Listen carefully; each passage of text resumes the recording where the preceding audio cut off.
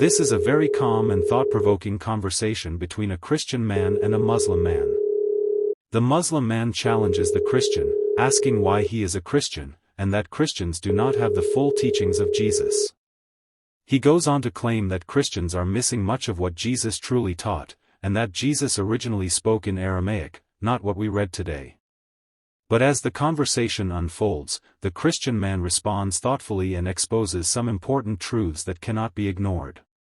It's an engaging and respectful exchange that raises deep questions about faith, scripture, and the teachings of Jesus. Listen carefully to this video, and when you're done, tell us what you think. So we have Arlo. So Arlo came up and he said, "Why am I still a Christian when my religion has been proven to be fabricated, that we don't have the real teachings of Jesus?" All right, so let's go ahead and we can start there. That's perfectly fine. We can start there. Okay. So where do you? I guess. Yeah, where do you think we get the teachings of Jesus?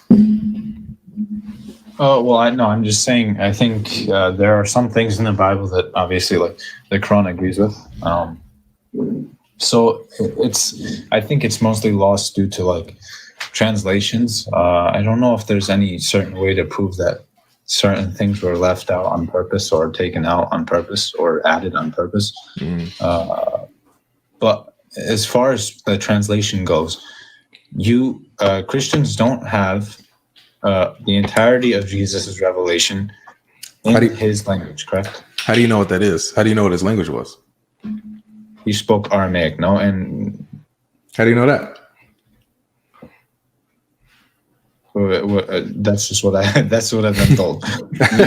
Fair enough.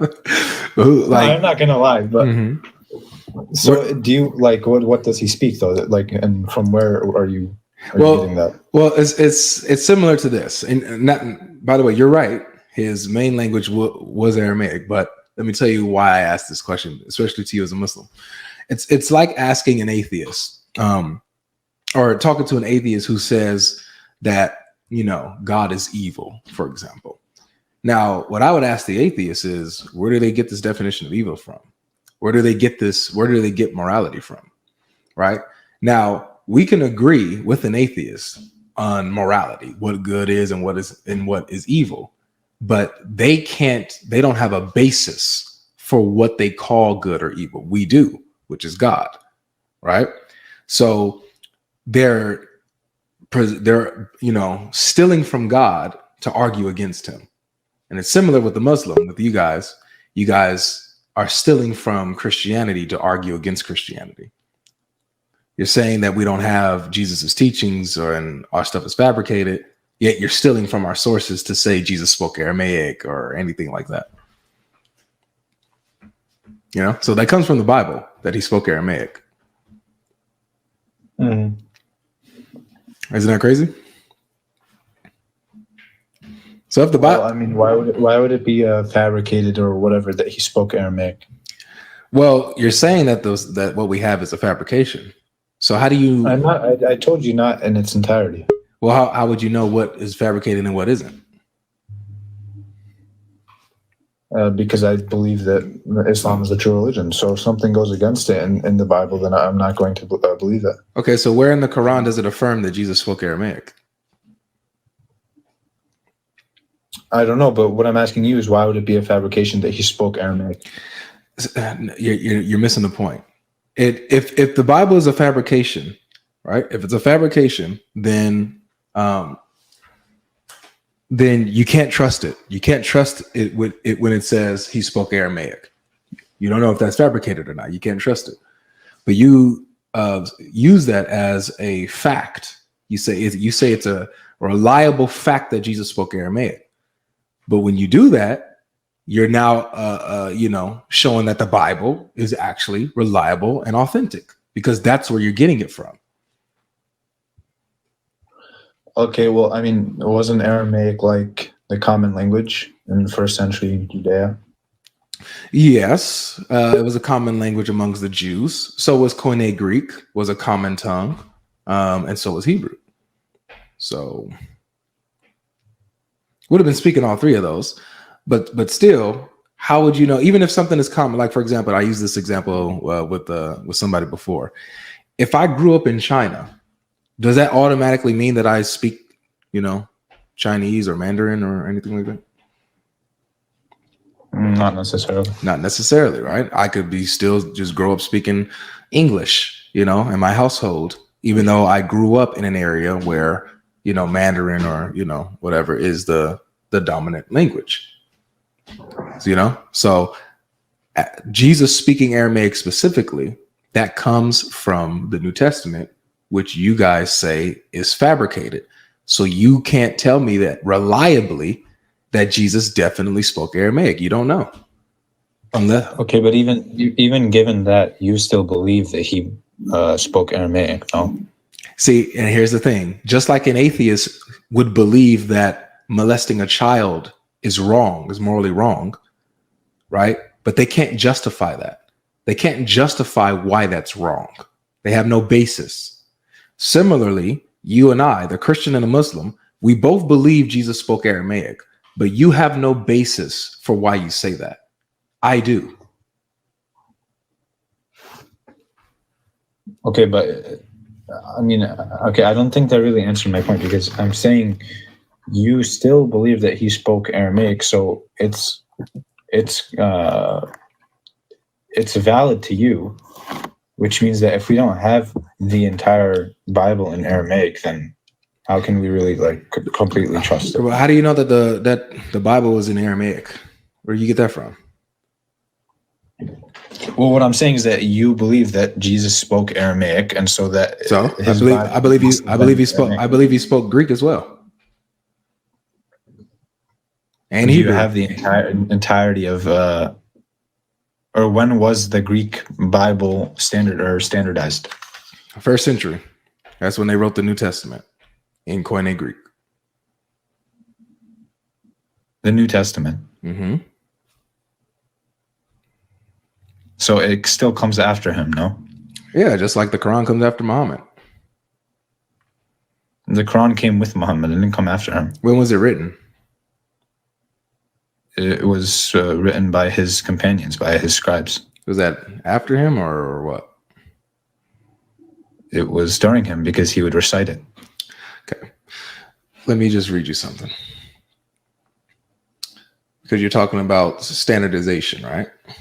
When something was legit.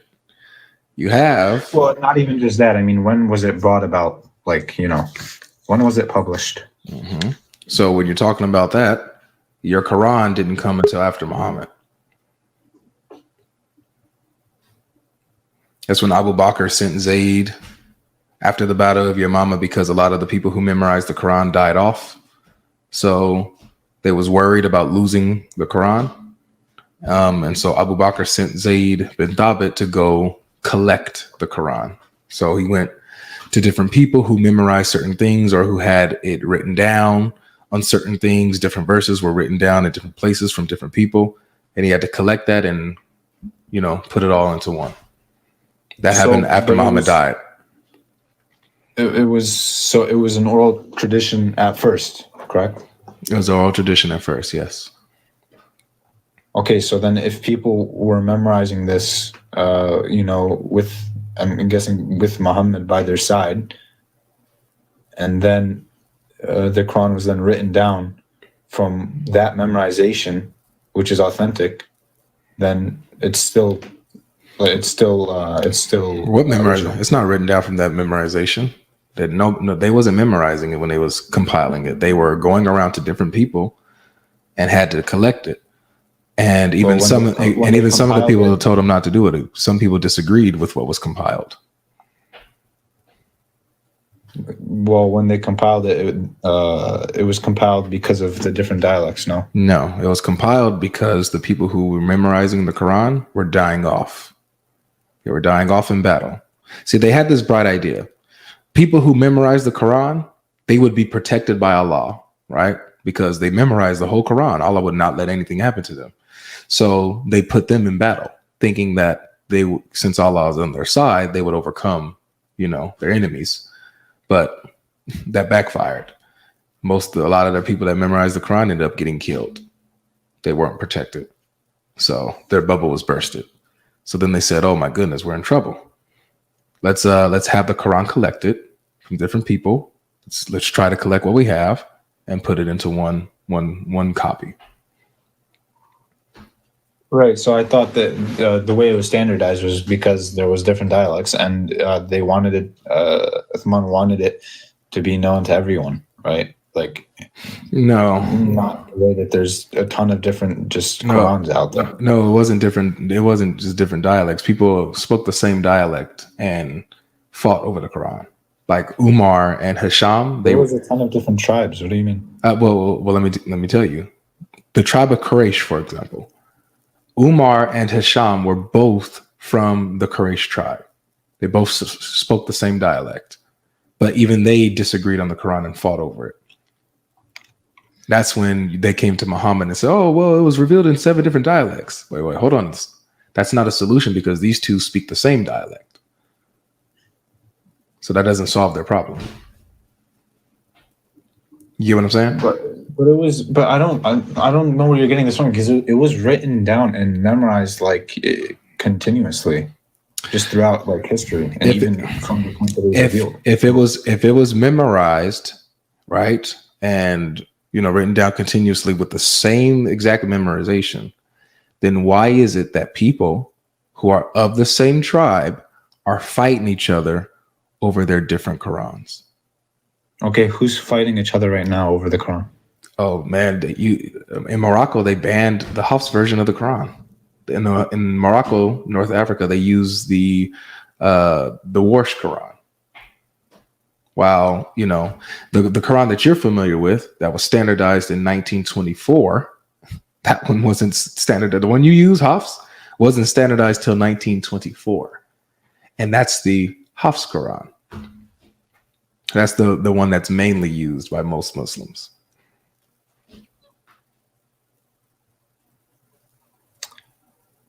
Okay. And this is in dialect. These are little Arabic words that are different. Now, I'm not going to say that the whole thing is different. No, mostly it's, the same, but there are a lot of places where it's different. Meanings change everything. So. Okay. So you're arguing that the Quran isn't original, right? Yeah, I would say that would be my argument, that your Quran that you have is not original, and there's no way of knowing if it even traces back. It's a big mess. Okay. So there's a term called tawtar in Arabic. Do you know what it means? It's called what? Tawatur. What does that mean? Well, you can look it up, but it's basically just it's historical continuity. It's basically just perpetuation. It's what? Like by transfer from one generation to the next. Okay. So I still don't like, this is like, it was, tradition. I don't understand why. And it was like supervised too. The people that were memorizing it were not just hearing it and then recalling whatever they heard. It was Muhammad himself supervised the memorization and writing. Who supervised the memorization? My prophet. No, he didn't. He didn't supervise the memorization, nor did he supervise the compilation of your Quran or the rewriting of the Quran. He was not there. Okay, I mean, according to what? According to Sahih Bukhari, bro. He was dead, right? He was dead, and then Abu Bakr took over. And once Abu Bakr took over, in the time of his, chain of command, he, had the first compilation of the Quran, because people who memorized it were dying off. Okay, a lot of them were. So that's the first compilation. Then you have Umar. So that Quran that they compiled got passed down to Umar, and then to I believe her name was Hafsa, his daughter. Okay, and then Uthman came to be the leader, and then so Uthman had to recompile the Quran. Why? It says because people are differing about the Quran. They're differing about the book. And they were so afraid. It says, this is what they said: "O chief of believers, save us from this before we differ about the book like the Jews and the Christians." So these differences were so bad that they were afraid it could split the religion. It could split up the people, like how the Jews and Christians are completely different. Okay, but so you're saying that the Quran was not written down after, or it was not written down until after Muhammad's death? I would say that there are things like he had scribes. So, during his lifetime, he had the Quran was being written down by scribes and stuff like that. But like the Quran that you have, and the compilation of the Quran, that all that stuff happened after Muhammad. So you don't have anything going back to Muhammad, really. You don't even have anything going back to Uthman. Well, I thought the standard edition was compiled and edited by Uthman, and not even that long after Muhammad's death. Oh, yeah. Well, it was compiled and edited. You said it right. Compiled and edited during Uthman's reign. The first compilation was Abu Bakr. The second one was Uthman. So let me ask you this: If Uthman was able to edit the Quran into a perfect copy, why are there still differences today? And it's not dialect. Arabic words so literally missing. What are the glaring differences of today? Because I feel like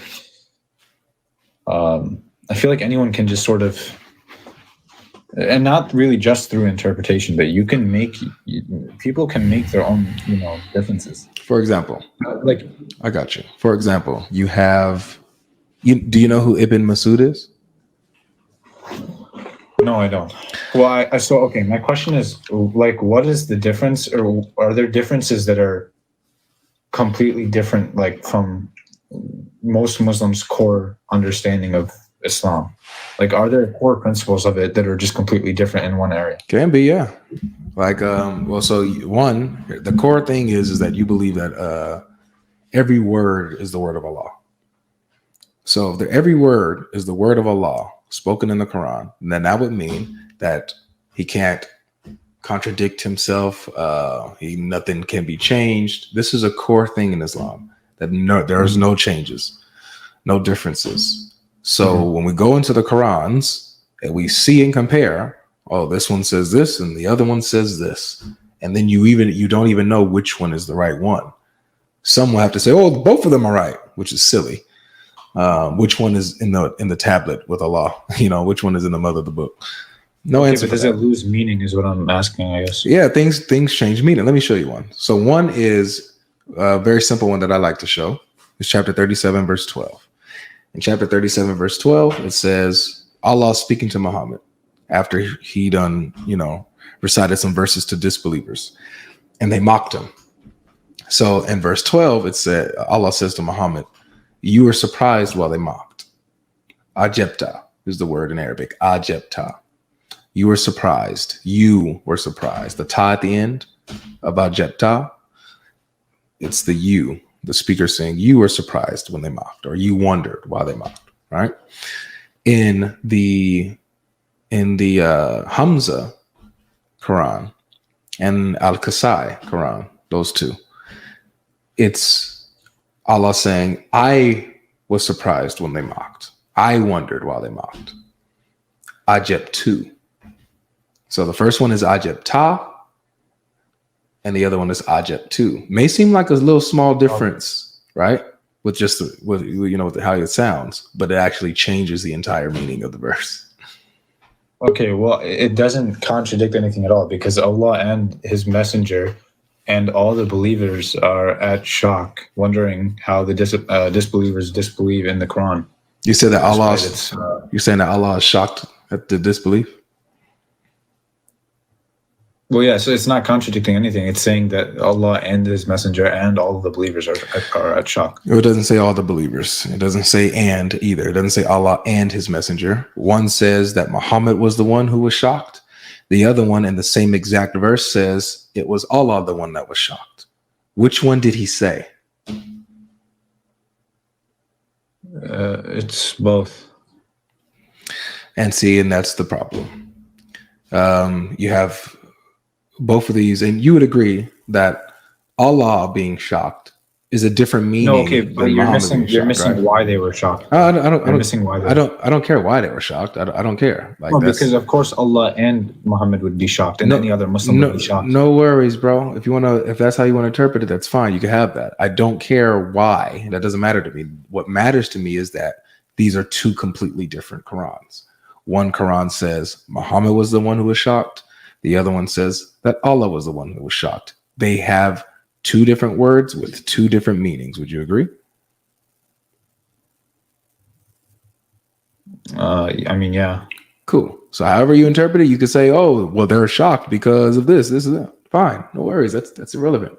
The fact that they change and they change the meaning shows this core doctrine of no Quran is different. It's not changed. Every word is from Allah, yada, yada, yada. It collapses. And this is just one example.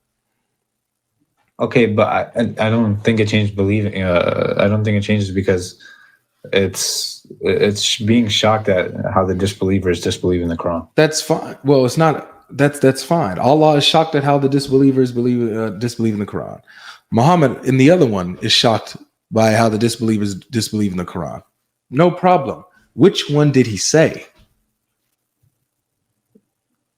I mean, I don't really think that matters. I'm going to. It does matter because so then would you agree with me that there's not one? Any Muslim would be shocked if a disbeliever disbeliever. Would you agree with me that because of this there isn't just one Quran then?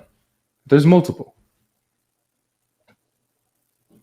Okay, but this is not like, and I asked you for something this is just it's not, so your whole thing, you put it under the entire umbrella of like, everything is Allah's word. That's what you, that's not what I was asking. What I was asking is there, like, are there within two, the Quran? Before you go further, just simply, can we both acknowledge that there are, at least with the examples that we just saw, that there are at least two Qurans? But I mean, there's different words. I don't think it loses meaning, though. I really don't. That's okay. Are there two Qurans though? At least. And the fact that they're different, I mean, sure, I guess. I appreciate your honesty, man. See, I can talk with somebody that's honest. And the fact that you have these different Qurans with different words, with different meanings, let's even say both the meanings can work, but they're different meanings nonetheless with different words. That's a multiplicity of Qurans. So this whole trope that there is only one Quran, there's only one Quran, it's always been one Quran all the way to from Muhammad, all the they all memorized it the same way. No, that's a lie. There's multiple Qurans, different traditions of memorization. Some people memorize it like, you were surprised. Other people memorize it as I was surprised. It's two different things, two different Qurans. So that's nipped in the bud. Now, but I don't think the Muslims that are saying, or I mean, Muslims that say that there's one Quran, it's not in the literal sense that there's literally only one Quran and every single word is the exact same and every single copy of the Quran is this way. I'm pretty sure what it means is that there's no like, the interpretation is the same. It's not the same. So therefore, it's still that the text doesn't lose its meaning. It doesn't lose what it's teaching to you. No, it does. It does. The teachings are the same. It does. No, the teachings is different. The teaching is different. One is teaching you that Muhammad is the one who's surprised. The other one is teaching that Allah is the one who is surprised. Those are two different teachings. Now, if you want to say both of them work, be my guest, fine. But these are two different teachings that both can work in your paradigm. No problem. But don't say that they're the same teaching. They're not. These are two different teachings. Okay, well then can you find me something that's a little bit more like, I don't know, like black and white? Sure. Just completely different. Well, I believe this was one. One has a human being surprised by how the one mocks. The other one has God being surprised by how one mocks. But I'll show you another one. Okay. Um, I'll show you one about prayer. Not prayer. Excuse me. Fasting. Fasting. How to make up a day in fasting. So if you go to chapter 2, let me pull this up on my end. In chapter 2, verse come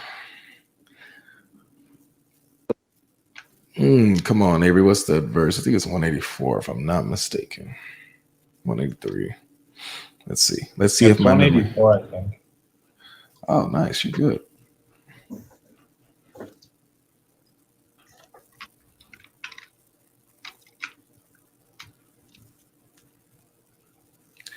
Let's see.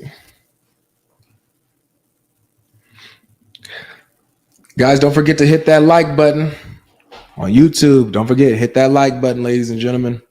Y'all know the drill. Hit the like button. All right. Don't leave us hanging. All right. Let's see here. I haven't used this one in a while, so that's why it's a little rusty on my mind. But let's see.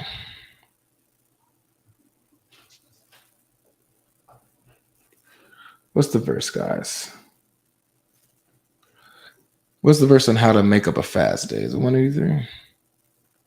A fixed number of days upon them. But whoever volunteers, it is better. Yes. Okay. Yes. 183 and 184. Depends on what Quran you're reading. All right. So, yes, it's chapter 2, verse 184 in the Hafs Quran. And it's 183 in the Warsh Quran and Kalun Quran.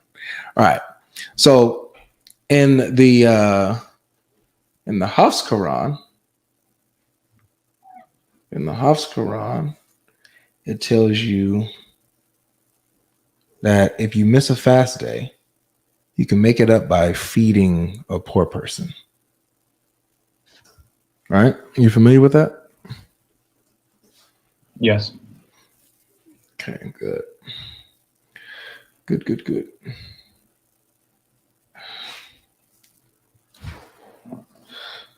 And then the other one says all you need to do is feed. Oh, you got to feed poor people. What am I doing?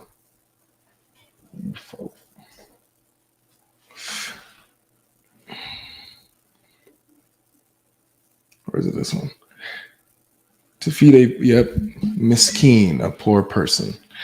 Right, yeah. So one says to feed a poor person. That's all you need to do to make up a fast day. Okay. The other one says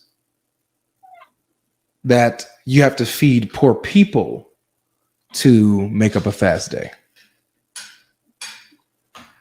So which one is it? Do all I need to do is feed a poor person and I'm good if I miss a fast day? Or do I need to feed a multiplicity of poor people to make up a fast day? Like at least two. Which one is it? If I do one or the other, I might be wrong. Okay. Give me a second. I'm gonna read them. You said 2 125? 2 183 in the Hafs Quran. I'm sorry, 184. 2 184 in the Hafs in your Quran. 2 184. All I have to do is feed a poor person, a single poor person, I'm good to go. The other one says I need to feed poor people and I'm good to go. So if I go by the Warsh Quran, if I only feed one poor person, I'm not good. I didn't make up for my fast day.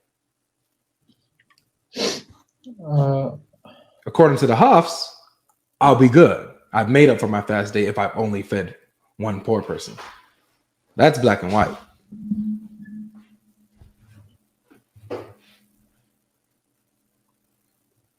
You feel me?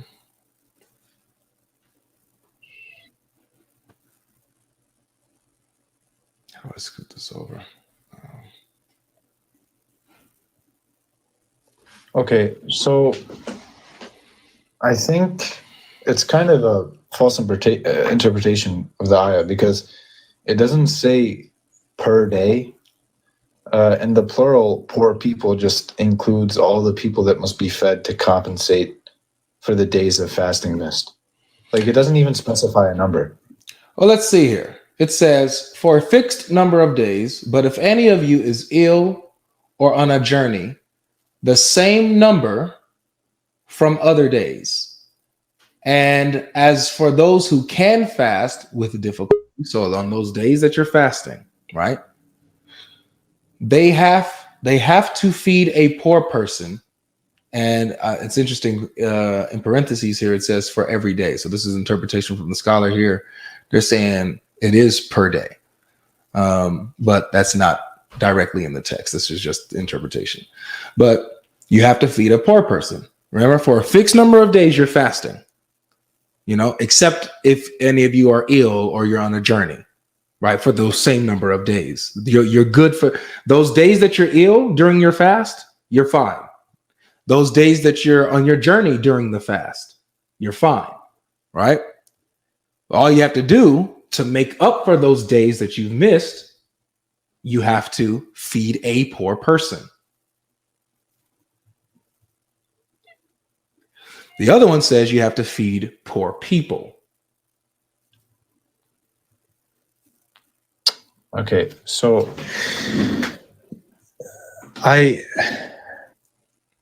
it's meant to be, I think the verse is meant to be taken generally. Like, it doesn't say if you miss one day, you must feed one person, or if you miss one day, you must feed some people.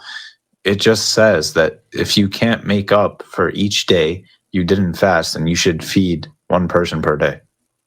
Exactly. You should feed a person per day that you miss. But that's in the Hafs. According to the other one, it says you need to feed poor people per day. Just for one day. Yes. For one day, for the day that you miss, you need to feed multiple people. For the other one, it says for the day that you miss, you only need to feed one poor person, and you're good for that day. Okay, but it doesn't say per day. My brother, it's one, it's the understanding from the scholars, and then two, that's literally how it reads. I don't know how do you not get that? 184 in which one you said? Right, no, in the one you're reading. For a fixed number of, so you're fasting, right? You're fasting. Mm-hmm. All you who believe, I'm reading on 183. All you who believe, observing the fasting is prescribed for you as it was prescribed for those before you, that you become the pious. For a fixed number of days. So there's a fixed number of days that you fast. Okay? But if any of you is ill or on a journey, the same number from other days, right? Or it should be made up from other days. When we say, I'm sorry to cut you off, but when we say, even in English, when we say feed the poor, it's not strictly a singularity or plurality. But this is my point. This is but it feed does not a say poor feed. Person. Yeah, miskin is singular. The other one is plural. It's interestingly enough. That's the point. Feed poor people, correct? Yes, poor people, and miskin is feed a poor person. It's singular. Right. So if it's just feed poor people, it's a generalization. Like I said, you can, if you see, it's just any poor person. No, it's not any poor person. It's a multiplicity of poor persons, dude. Okay. Well, I mean, I guess we just have different understandings because to me, it's pretty clear. Is there a difference between people and a person? If I say there's a person over there, and then I say there's people over there, are those two different things? Hold on, brother. Give me a second. Someone's at my door.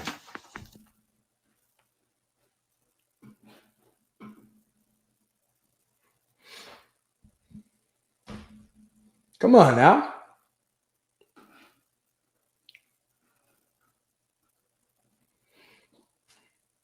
But hey, All right, brother, I'm back. Yeah. So if I say a person is over there, versus I say people. There's people over there. Are those two different things? Yes, in the way you're saying it, but that's not the way the Quran is saying it. That is the way the Quran says it. It says feed a poor person, miskin. The other one And then it says says feed poor people.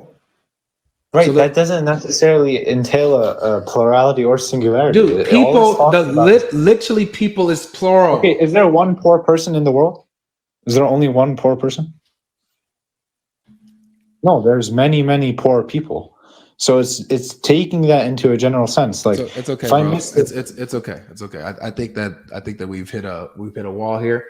I think everybody else understands what it is. You know, you're Muslim, so you got to do this. So it's okay. You know, it is what it is. So what do you really have? You know, like, do you have something else you want to ask or bring up so I can move on? No. That's it, bro. Okay. I appreciate having this discussion with you, and you know, I'll do more research into it, and then maybe another time we're live, I can come back up, and we can talk about it again, and maybe I can change my mind. Who knows? We'll see. All right, take care. No issue. And that's how the conversation ends. The Muslim man raised some important challenges about whether Christians really have the full teachings of Jesus and whether the language Jesus spoke affects what we believe today.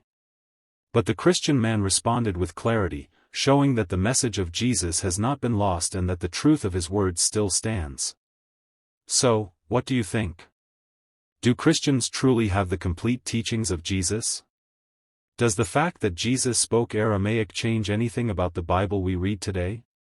Or is the message of Jesus preserved just as it was meant to be?